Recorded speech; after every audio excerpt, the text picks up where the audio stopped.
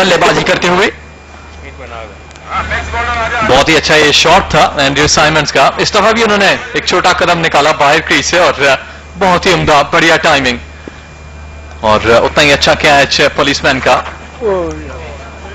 आगे फेंका हुआ ये बॉल था राइट ऑन हिज टोज, बिल्कुल आखिरी लम्हात में अपनी बॉडी को आगे ले गए और इसको खेल दिया है डीप फाइल लेग की जानिब। अंपायर की जानिब से कोई भी इशारा नहीं है।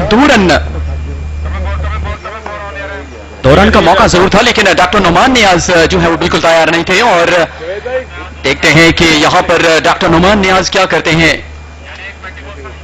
2 छक्के जरूर लगाए थे एंड्रयू साइमंड्स ने और रन की रफ्तार को बढ़ाने में एक जो कोशिश है उनकी वो बिल्कुल नजर आती हुई। इस दफा डॉक्टर नुमान नियाज कदमों का इस्तेमाल करना चाहते थे किया भी, लेकिन फील्डर ने डाइव करके बॉल को रोका।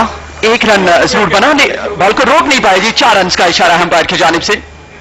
जी हाँ, बहुत ही अच्छा इस वक्त जो टाइम किया।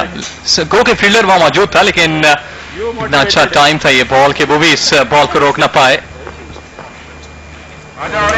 इस दफा ये शॉट है जिसपे 4 रन मिले। ये देखिए कदमों का इस्तेमाल किया, बहुत ही उम्दा शॉट था, बहुत ही उम्दा टाइमिंग थी इस बॉल पे। 4 रन मिले। एक fielder long on long off पर फील्ड सजाई गई है। 5 फील्डर लेग बिल्कुल एज ऑफ द सर्कल। तमाम ही फील्डर जो हैं सर्कल के एज पर। जी है रुको वंस अगेन छोटे से स्टार्ट के साथ। इस दफा भी ऑन साइड पे मिड विकेट एरिया, बहुत ही खूबसूरत अंदाज में टाइम किया इस बॉल को।